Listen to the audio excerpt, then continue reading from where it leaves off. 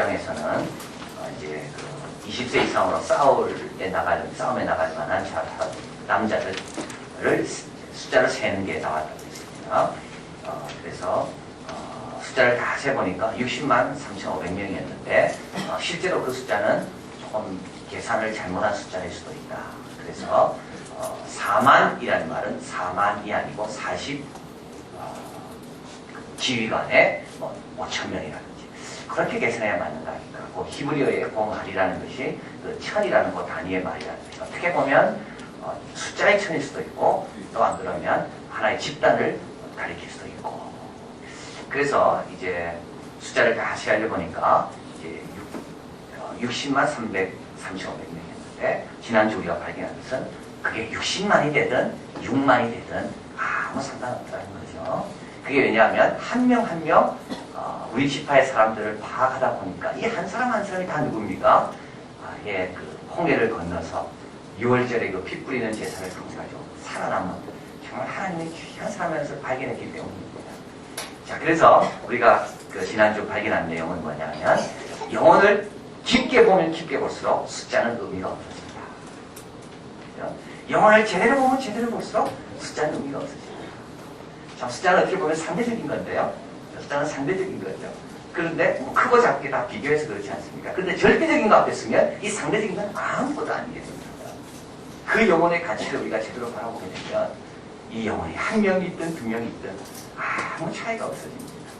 자, 그래서 민수기 입장에서 우리 하나님께서 숫자를 살리란 말은 너희들이 숫자를 파괴하고 많기 때문에 자랑하든지 또 작기 때문에 좌절하든지 그러라고 세라고 하는 게 아니고요. 한 명 한 명 숫자를 세면서 이름대로 확인하면서 야, 우리에게 이렇게 귀한 생명들이 있었구나. 그것을 깨닫게 하려고. 그래서 숫자에 걸려 넘어지지 않게 하려고 숫자를 제대로 파악하라 라는 명령이 있었습니다. 자, 오늘은 두 번째인데요. 숫자를 파악했습니다. 이제 그러고 난 다음에 어떻게 되나요? 이제는 위치에 배치를 하게 됩니다. 그래서 60만이 됐든 6만이 됐든 이건 적은 수가 아니잖아요. 그래서 적은 수가 아닌 숫자를 이제 배치를 해야 되는데 배치를 할 때 어떻게 배치하는가? 이것도 하나님께서 다 명령하십니다. 하나도 명령 없이 되는 건 없습니다. 배치도 하나님의 계획이 다 있는 겁니다. 그래서 배치는 어떻게 하냐면 성막, 회막이 있고 중앙에 거기에 동쪽, 그쪽이죠. 동쪽을 이동합니다. 동쪽에는 유다 지파와 나머지 세 지파, 동서남북으로 해서 세 지파씩 배치를 하게 됩니다. 오늘 본문에 가보면 2절에 이스라엘 자손은 각각 그 기라는 게 나옵니다. 그 기. 기라는 말은 배너, 깃대를 가리키는 거죠. 이 기는 어떤 기를 가리키냐면 이거는 동서남북에 해당되는 기입니다. 동쪽 기, 서쪽 기, 남쪽 기, 북쪽 기. 그래서 이거는 기가 4개가 있습니다. 이 기는. 그리고 또 그 옆에 보니까 종족의 기호가 있죠. 종족의 또 이것도 깃발입니다. 12부족이기 때문에 12깃발이 또 있는 겁니다. 그래서 동서남북을 가리키는 기가 4개가 딱 있고 그 옆에 보면 동서남북 동쪽에도 지파가 3지파가 모여야 되니까 섞일 수가 없잖아요. 그래서 동쪽의 가운데는 유다 지파의 깃발이 꽂혀 있고 그럼 유다 지파 사람은 동쪽의 가운데 그 깃발 근처로 모이는 겁니다. 그리고 또 그 옆에 있는 또 다른 지파의 깃발이 있고 또 그 좌측 우측의 깃발이 꽂혀 있는 거죠. 그러면 그 깃발을 보고 지금 우리 지파 깃발이구나. 그래서 이제 거기에 이렇게 모이는 겁니다. 그래서 모이게 되면 12지파가 다 자기 깃발 근처로 모이게 되고 이동하게 됩니다. 그래서 이제 하나님께서 오늘 그 명령을 주시는 거죠. 이제 성막 중앙에 있고 그리고 이제 동서남북을 가리키는 4개의 깃발을 가운데 그 동서남북에 세우고 그리고 그 옆에다가 하나, 둘, 세 부족, 세 지파씩의 깃발을 세워라. 그리고 그 지파들은 이제 20세 이상으로 싸움에 나갈 그 계수함을 받은 그 사람들은 자기 깃발 옆에 이제 서는 거다. 그리고 이제 나팔이 불면 이제 그 대열에 맞춰서 그 배치도에 따라서 이동하는 거다. 그걸 여기서 이제 말씀하는 겁니다. 자, 그래서 오늘은 하나님께서 이제 자리 배치를 통하여 우리에게 주시는 도전이 있고 의미가 있고 교훈이 있다. 그 교훈을 한번 살펴볼 겁니다. 첫째는 뭐냐면 성막 중심으로 배치한다. 그죠? 배치의 기준은 뭡니까? 성막 여기 본문에 가보면 나와있죠. 진치되 회막을 사면으로 대하여 진치라. 중심이 항상 있습니다. 중심이 뭡니까? 회막입니다. 회막이라는 말은 회라는 모의부의 미팅 플레이스를 가리킵니다. 막이란 말은 텐트란 말이죠. 미팅 텐트입니다. 하나님과 백성이 만날 수 있는 장소가 있는데 그것이 그냥 회막입니다. 근데 자리를 배치할 때 이렇게 중심을 누가 잡는가, 어디가 잡는가 하면, 이제 하나님이 임하시는 자리가 중심이라는 겁니다. 농사가 잘 되는 곳이 중심이 아닙니다. 이게 중요한 거죠. 돈 잘 버는 곳이 중심이 아닙니다. 편한 곳도 중심이 아닙니다.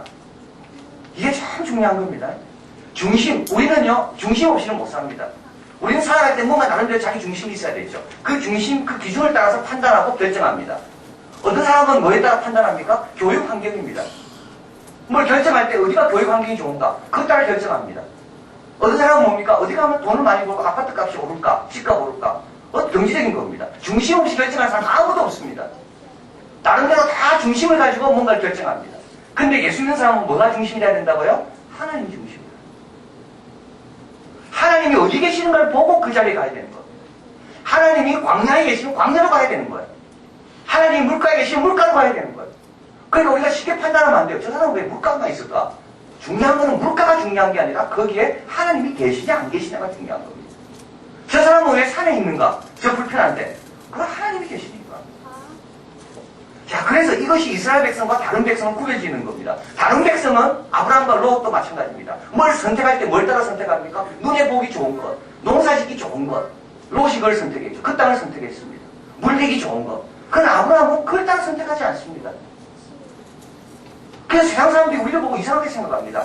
아, 저기 사놓으면 틀림없이 돈 벌 건데 왜 그렇게 하지 않을까? 이유는 단 한 가지입니다. 하나님 원치 않는 것 같아요. 여러분, 세상과 사람과 우리를 구별하는 거는요, 우리가 성경책을 들고 다니는 게 아닙니다. 뭔가를 결정할 때 중심이 어디에 두느냐. 그래서 사람들이 볼 때 저 사람은 뭔가 결정할 때 우리가 생각하는 중심과 뭔가 다른 판단의 기준이 있구나. 그래서 하나님께서 우리에게 회막을 세울 때 어디 세우라고요? 아니, 그 진을 칠 때 회막. 여러분, 이거 잊어버리면 안 됩니다.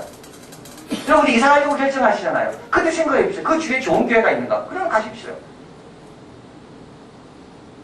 그런 거 생각하지 않고 자식 이렇게 학군이 좋고 또 거기 사놓으면 돈을 벌고, 여러분, 그건 세상 사람하고 똑같은 기준으로 결정하는 겁니다. 그건 하나님의 사람의 모습이 하나도 안 보이는 겁니다. 우리는 때로는 거꾸로도 갈 필요가 있습니다. 하나님 떠나면 떠나는 거예요. 자, 여기 길을 쳤습니다. 너무 편하고 적응도 하고 다 친해졌습니다. 주위 환경도 이제 좋고, 그런데 하나님께서 갑자기 자, 이제 텐트 쳤고 약속의 땅 근처로 들어가야 되니까 이동한다 하면 가야 되는 거예요. 그래서 우리 예수 믿는 사람들은 영원한 이방인들입니다. 이 땅이 원래 우리 땅이 아니잖아요. 원래 우리가 있을 곳이 아닙니다.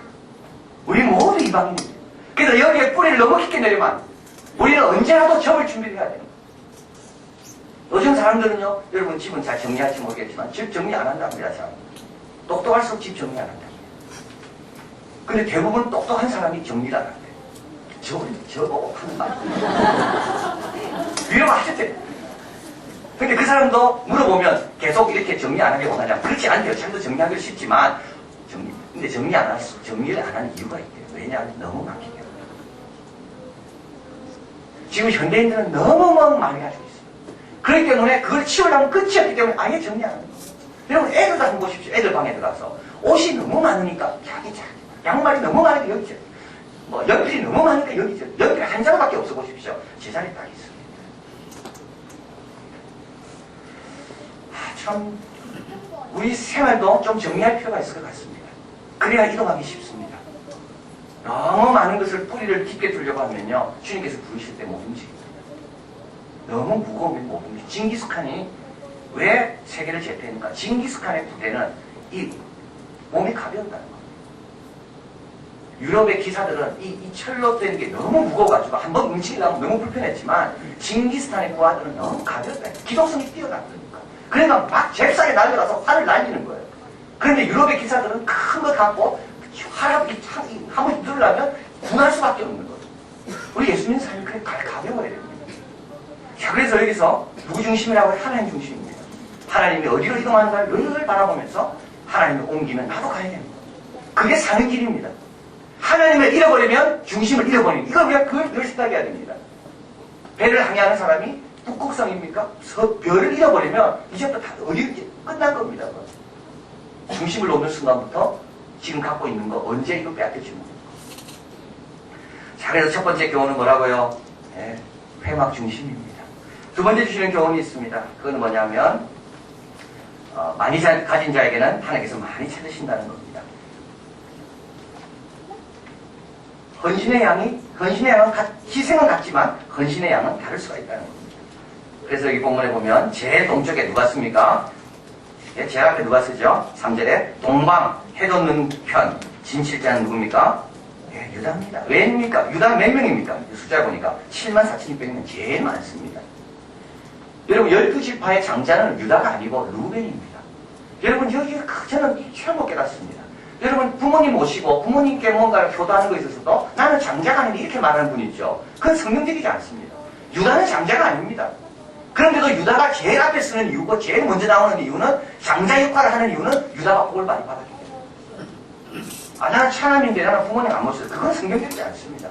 하나님께서 복 주신 이유는 부모님 몫을 감당하라고 주죠. 유다가 장자가 유다는 세 번째죠. 세 번째지만 제일 먼저 이름 나오는 이유는 제일 많은 복을 받았기 때문에. 그래서 루벤이 장자지만 루벤이 먼저 나오지 않습니다. 유다는 74,000명. 그리고 유다 제일 끝쪽에 그냥 동쪽으로 이동하기 때문에 유다가 적을 만나도 제일 먼저 만나는 겁니다. 그렇기 때문에 하나님께서 많은 복을 받는 사람이 있어 어떻게 해요? 많은 대가와 많은 희생을 치러야 되는 겁니다. 그리고 유다의 정반대 동쪽의 반대는 서쪽이죠. 제일 뒷공문에 있는 지파들이 있습니다. 단, 납달 이런 지파인데요. 그런 지파는 숫자가 3만 명, 2만 명밖에 안 돼요. 그럼에도 자기 역할을 해야 되는 거죠. 제가 오늘 새벽에 말씀드렸는데요. 어떻게 라디오 집에 이제 잠시 들렸다 나올 때 라디오에서 행복경제학이라는 책에 대해서 이야기했어요. 행복경제학. 독일 사람이 독일의 부자들을 다 조사한 거예요. 수천 명을 조사한 거예요. 행복경제학. 그래서 정말 어떤 정도 돈이 있으면 행복할까? 그리고 돈이 우리에게 행복을 줄까? 이제 그걸 조사한 거예요. 근데 실제로 기본적인 양이 없으면 행복은 유지되지 않습니다. 그렇죠? 먹을 것과 입을 것은 기본적으로 있어야 됩니다. 그런데 그 이상 얼마를 가져야 사람이 행복할까? 이걸 쭉 조사했는데요. 그 책에서, 그 라디오에서 이렇게 이야기합니다. 사람들은 돈 가지고는 절대 행복하지 않는다는 거죠. 두 가지 이유 때문에. 하나는 적응하기 때문입니다. 적응. 처음에는 돈 이 정도만 있으면 좋겠다 했지만 그 정도 생기면 곧 거기에 적응한다는 거. 곧 적응하니까 어떻게 됩니까? 그 다음부터는 그게 감사한 게 아니에요. 여러분, 모든 좋은 거는요, 이게 적응하게 되면 그 좋은 게 다 사라집니다. 그래서 이게 이제 숨긴데요. 모든 좋은 걸 우리를 숨깁니다. 조금만 시간 지나갑니다. 대표적인 게 뭘까요? 이제 결혼 생활입니다. 처음에 결혼하고 싶어서, 그죠? 만나고 싶어가지고. 그래, 결혼했는데 조금 지나다 보니까 그 마음이 있습니까? 그 마음이 있는 분은 몇 분 안 됩니다. 있긴 있더라고요. 그 마음이 있습니다. 그러나 그런 마음이 있는 건 그냥 많지 않습니다. 그런 분은 우리는 비정상이라고 생각합니다. 그러니까 다 가진 게 하나도 없습니다. 그 사람이. 그런데 적응하는 거예요. 교회도 그렇고요. 직장도 그렇고. 처음에 그 직장 가기 위해서 얼마나 오랬습니까? 근데 직장생활 조금만 하다 보면요. 이상하게 직장 동료들이 앉기만 하면 우리 직장 자꾸 이렇게 원망하고 비난하고 비판하고 그런 사람 너무 많습니다. 적응적. 그리고 또 한 가지 이 책에서 이야기하는데 그건 뭐냐면 비교한다. 처음에는 돈이 없을 때는 돈만 있으면 좋은 줄 알았는데 돈이 갖고 난 다음에 더 돈 많은 사람을 만나면 비교하게 되는 거예요. 그래서 이게 참 마음의 문제고 이게 생각의 문제고. 그러면서 이 책에서 이분은 슈퍼 부자들을 다 인터뷰합니다. 슈퍼 부자들. 돈 많은 부자들 인터뷰. 그 사람이 행복할까? 행복하지 않다는 거. 왜일까요? 슈퍼 부자들은요. 사람들이 자기를 좋아하는 게 돈 때문에 좋아한다는 것을 어느 날 알게 된답니다. 자기 앞에 와가지고 미소를 짓고 자기 친절한 이 모든 것들이 자기 자신보다는 자기가 갖고 있는 배경과 돈 때문에 그렇다는 걸 안답니다. 느껴진답니다. 그 다음부터 사람 만나기 두려워집니다. 그래서 부자들은 아무나 안 만나자 그런다는 거예요. 또 상처받을까봐. 그래서 슈퍼 부자들 가운데 3분의 1만 돈 가지고 어느 정도 만족이 있지 나머지 3분의 2는 아주 외롭고 아주 고립돼서 가는 사람. 이 사람이 인터뷰를 한 거예요. 조사를 한 거예요. 그래서 내가 인격으로 존경받도록 하기 위해서 부자들이 해야 될 일이 있다면 그게 뭡니까? 더 많이 베풀어야 되는 겁니다. 그게 내가 사는 길이에요. 내가 가진 재능과 내가 가진 모든 좋은 배경이 있다면 이것으로 사람이 나를 존경하는 게 아니라 내 인격과 내 헌신과 내 마음을 보고 존경하도록 하기 위해서 더 많이 베풀어야 돼요. 그렇지 않으면 끊임없이 나는 외로워지고 고독하게 되고 외로운 섬처럼 거하게 됩니다. 그래서 많이 가진 사람은요, 많이 받을수록 더 조심해야 돼요. 여러분, 없을 때는 욕심 없습니다. 갖고 나면 욕심 생기죠. 그렇더라고요. 돈이 없을 때는 욕심 안 생깁니다. 다 주고 싶어요. 그러나 일단 생기고 나면 마음이 이상하게 변해요. 자, 그래서 하나님께서 많이 가진 자에게 많이 찾는다고 말씀하신 이유는 바로 우리를 위해서 그렇습니다. 우리가 살아가면서 내 인격과 내 믿음과 내 성품으로 존경받고 사람들 앞에 인정받아야지 그게 진정한 나에게 만족이 있다는 겁니다.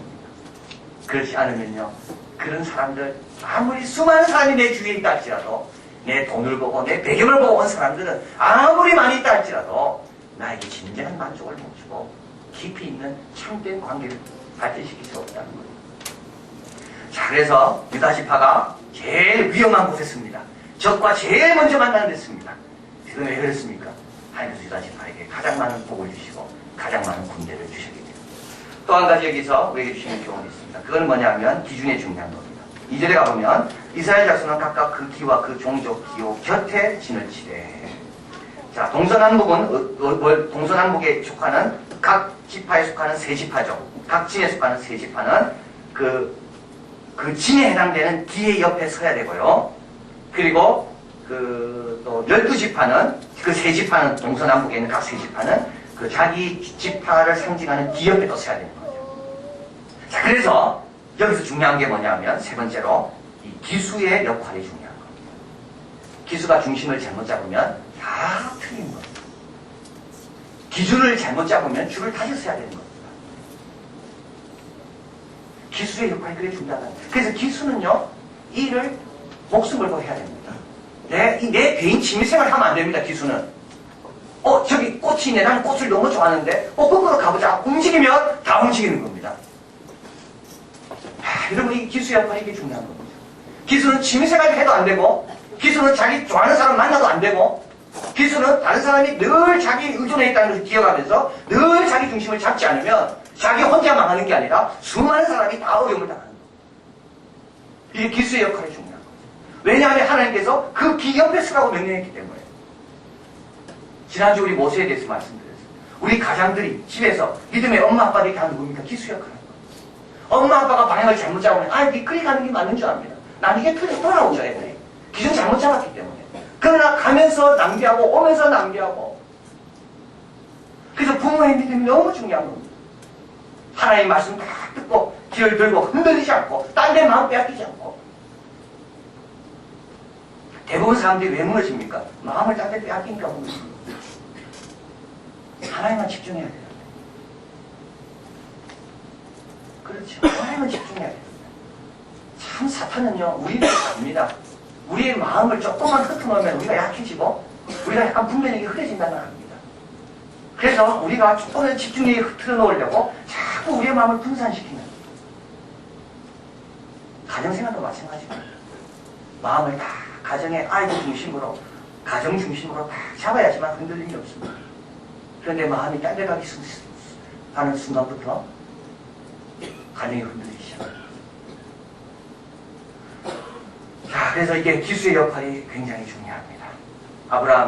모세의 부모가 모세의 아름다움을 발견하고 임금의 명령을 두려워하지 않고 믿음으로 석 달 동안 숨겼던 그 아버지 그 믿음, 그 엄마의 그 믿음.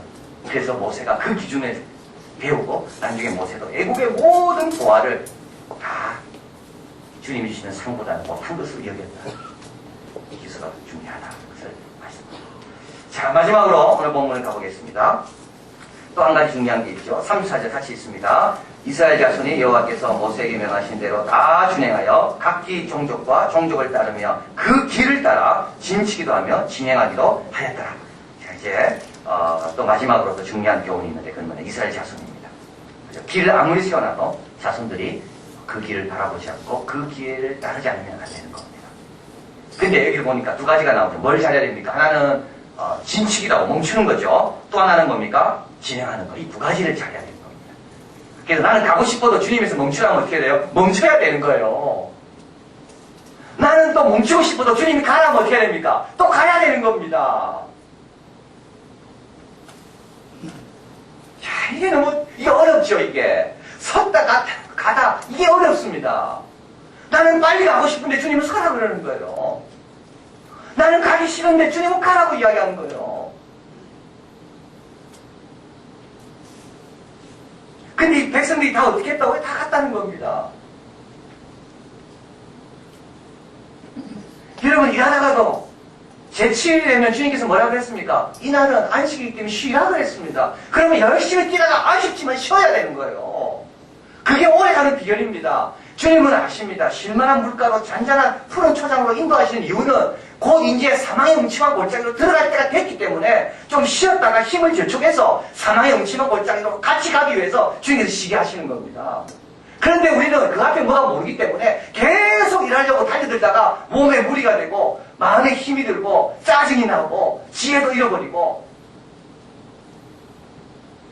그래서 선한 목자는 양들의 형편을 누구 양보다 더 잘합니다. 그래서 주님이 가라면 가는 거고 쉬라면 쉬어야 됩니다. 여러분, 절대 빨리 가지 않습니다. 절대 빨리 안 하지.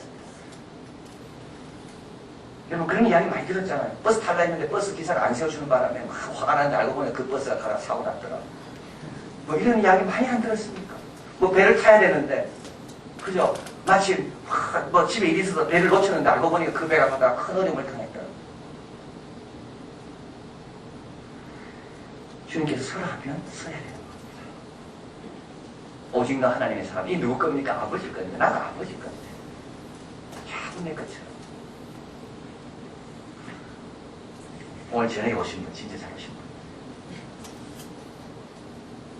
하루 종일 열심히 하다가 자, 이 시간 그만하자. 예, 주님 손 털고 주님 앞에 나가. 그리고 혹시 잘못 들었다 할지라도 기도하러 나오고 예배드리러 나오는 분은 절대 손이 아닙니다. 열심히 하다가 주님께서 기도하기를 원하시나 기도하러 나오고 예배드리러 나오고 선한 일 행하러 나가고 어려운 사람 도와주러 가는 건 절대 손이 아닙니다. 제가 지난주 설교하면서 말씀드린 그 마이크로 트렌드라는 그 책의 저자는 누구냐면 빌 클린턴이 이제 대통령이 되게 하도록 도와준 사람이 그 마크 펜이라는 그 책의 저자입니다. 이 사람은 어디서 그 빌 클린턴에게 아이디어를 줬는가 하면 미국의 남자들은 대부분 정치 성향, 정치 색깔이 정해졌답니다. 민주당, 공화당. 그래서 남자들은 표심이 움직이지 않아요. 근데 누가 표심이 지금 정해지지 않는가 하면 엄마들이 안 움직인다. 정해지지 않았대요. 그래서 이 마크 펜이 조사를 가만히 해보니까 엄마들은 자기 자녀에게 유익한 쪽으로 정책을 내는 분이면 누구나 다 상관없이 뽑겠다는 그런 마음이 있다는 말한 거예요. 그리고 이 엄마들은 얼마나 이 만들기 세고 이 활동 범위가 넓은지 꼭 우리나라 아줌마 부대 같아요. 그래서 이 엄마들을 가리켜서 그런 사커맘이라고 이 사람이 말을 붙였습니다. 사커맘.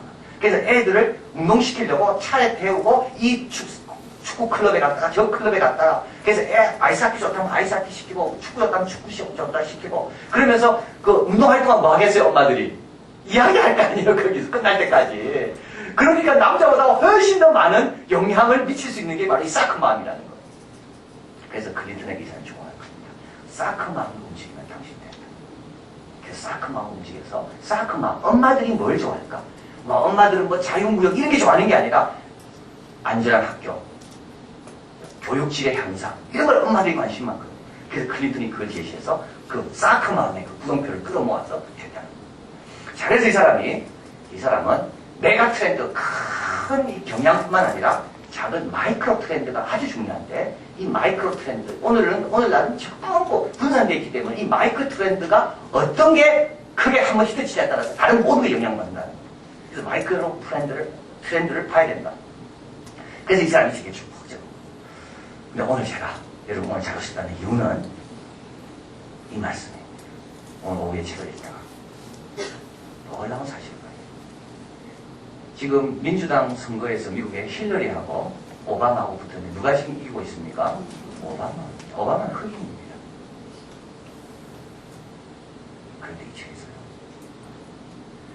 흑인의 10대들이 백인의 10대보다 훨씬 지금 뛰어나고 있다는 겁니다.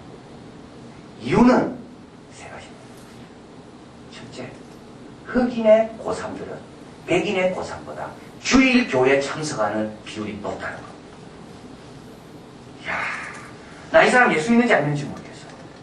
그런데 이 책에서 분명히 이야기하는 것은 주일날 교회 다니는 청소년은 마약에 빠질 확률이 훨씬 작고 성적으로 물러날 확률이 훨씬 작고 경찰에 오더라도 경찰에 대도록 확률이 훨씬 작고 그래서 20년 전만 해도 백인 고3들이 흑인 고3보다 주일 예배 참석이 많았답니다.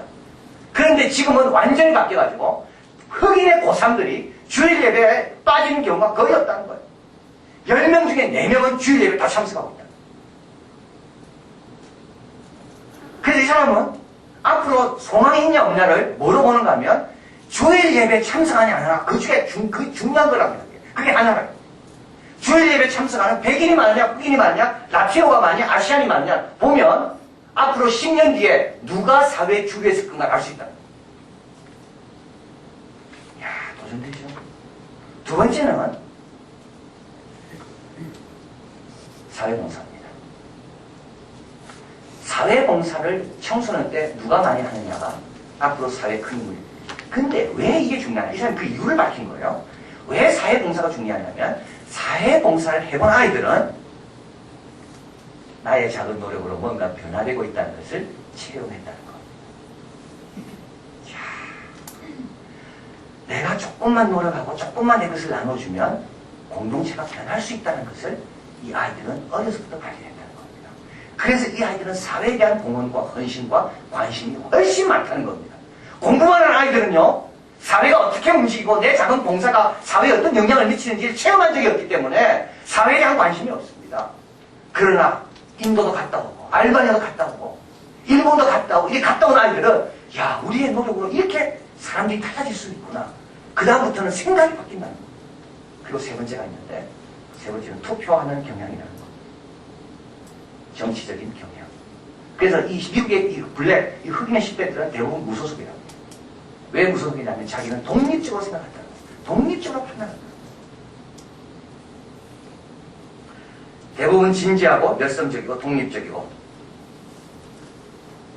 사람들의 삶에 중대한 변화를 일으킬 준비가 지금 미국의 10대 흑인들에게는 되어 있다는 겁니다. 설하면 서야 됩니다. 주일날 교회 보내라면 교회도 해야 돼요. 이거를 우리 생각하고 완전 다릅니다. 앞으로 시대가 어떻게, 어떤 사람을 필요로 하고, 어떤 사람이 귀하게 쓰일지는 아무도 모릅니다. 여러분, 우리는요, 하나님과 함께, 하나님의 수준에서 판단해야 됩니다. 저 밑에 있는, 하나님도 모르는, 그래서 너무 불안해서, 아이들이 대학못 가면 어떻게 될까? 그러면 망칠 것 같아서 너무 불안한, 그런 엄마들의 의견을 듣고 그냥 결정하면 안 됩니다. 우리는 하나님께 직접 드려야 돼요. 하나님께 직접 나가야 돼요. 하나님, 우리 아이를 어떻게 키우고 하십니까? 하나님, 우리 아이를 하나님께서 나에게 왜 맡기셨습니까? 신호등을 잘 지켜야 됩니다, 여러분. 신호등 잘못 지키면요, 사고 납니다. 내가 아무리 가고 싶어도 빨간불이면 서야 되고요. 내가 아무리 서고 싶어도 파란불이면 가야 됩니다. 근데 여러분, 신호등 어디에만 있습니까? 복잡한 데만 있습니다. 어려운 데만 있습니다. 그래서 내가 그 신호등 안 지키면 안 되는 거. 나도 다치고, 남도 다치게 하고. 그래서 오늘 회막을 통해 주님 말씀합니다. 깃발은 하나가 아닙니다. 당연히 여러 개, 4개가 있고 6개가 있고. 그래서 그 깃발을 보면서 아, 회막이 저기 있구나. 안전한 곳에 있구나. 그리고 회막이 움직이고. 그럴 때 우리도 하나님 앞에 기하겠습니다. 계속 하나님 따라 약속의 땅으로 가까이 가는 귀한 정들이 될 줄 믿습니다. 기도하겠습니다.